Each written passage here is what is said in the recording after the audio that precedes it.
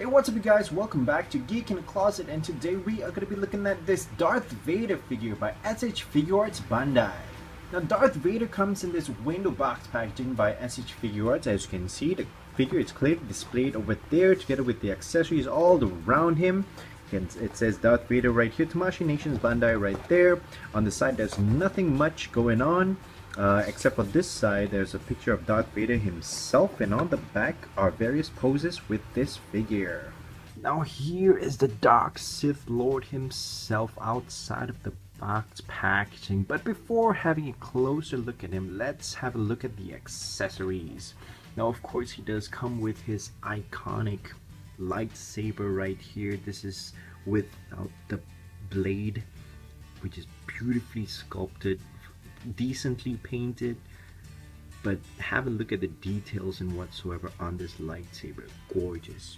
And of course, similarly, he does have this one, of course, with the red blade right there. Unfortunately, if you did notice, there are actually a little bit of paint scuffing on the blade right here, as you can see, so do be careful not to scratch this part right here, as the paint will definitely come off.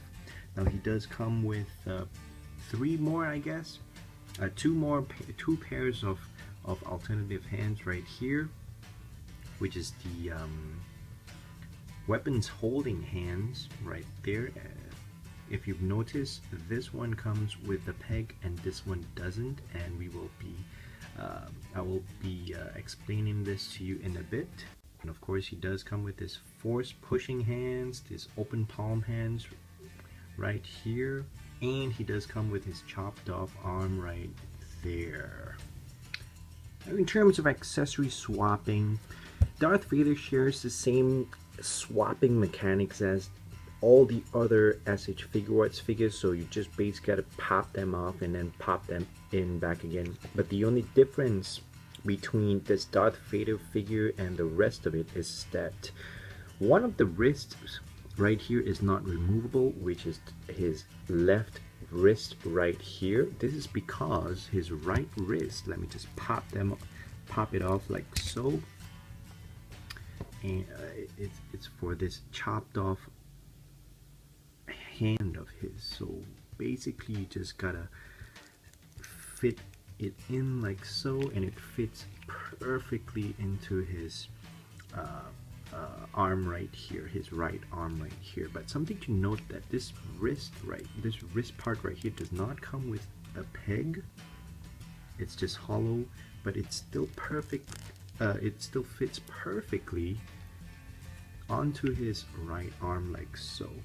Very, very cool. So I've actually taken the liberty to change this part into the weapons gripping hand, and let's see whether if he holds the weapon well. Yes, he does.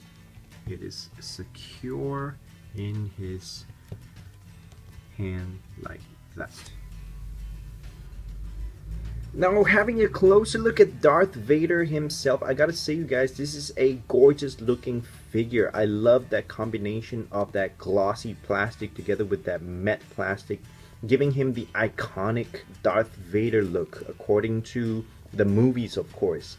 Unfortunately, he does fall short when it comes to articulation, but it doesn't bother me too much, and we will have a look at the articulation afterwards. Now, the thing about this figure, he does not come with that alternative head where his helmet comes off, but I do know that that alternative head actually comes together with the SH Figuarts Luke Skywalker figure. I'm not too sure why did they actually do that, but probably for, I don't know, like marketing purposes or something.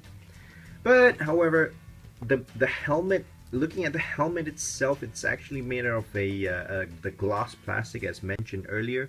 Very nicely, very clean and everything. Looking closely at his abdomen, his armor right here is a mixture of the silver and black glossy paint right there. He does come with this two shoulder pad thingies that are removable. Very nicely done on his arms. Nice sculpting on his arms right here. As you can see, the buttons and whatsoever, the detail on his chest right here is actually very nicely done as well. Not a lot of paint scuffing. I am very surprised. And yep, you do have like this buttons, the buttons right here and on this side as well. And this sound box thingy right here, cool, very cool. His pants, you can see glossy material, glossy plastic I mean. And of course his cape is actually made out of this rubbery soft material right here, and it's actually flowing to his left side, which is actually a very cool effect. However, it does kind of bother me a little bit about the cape, especially when it comes to this part right here. It does not look like chains. I do know unfortunately I cannot show you the Black Series, but I'm pretty sure that the Black Series actually comes with that real chain. And however, I guess this can be improved by a little bit more paint, but it's still, you know, it's still a very good looking cloak right here. Very nice. Look at it, just look at it shine. Woo! Very nice. And he doesn't come with peg holes at the bottom of his feet. Now in terms of articulation, Darth Vader is definitely not one of the most articulated figures among all the SH Figuarts figures, but it's not exactly a big problem, because to me Darth Vader is kind of like a wonky robotic character anyway, so you don't really need a lot of articulation. So getting into onto his neck right here, is able to move left and right, downward movement just ever so slightly, not much of an upward movement due to the hindrance on his mask, his helmet right there. He's able to move his arms out, able to punch forwards and backwards as well, but of course his cloak is hindering that. He does have a bicep swivel right there. He does have that single hinged elbow, which is actually a little bit tight for my figure, which is great. I love that new feeling, you know, that you get. He does have a swivel on his wrist and a hinge right there as well. He does have an ab crunch right there, moves backwards and forwards just a little bit. He does have a swivel on his waist as well. It is not able to do the splits so much, but that's okay. It'll be weird for Darth Vader to do that. Is not able to kick forward a lot as well, backwards as well. He does have that single hinged knee, like so. He does have just that a little bit of an upward down movement on his ankles right there.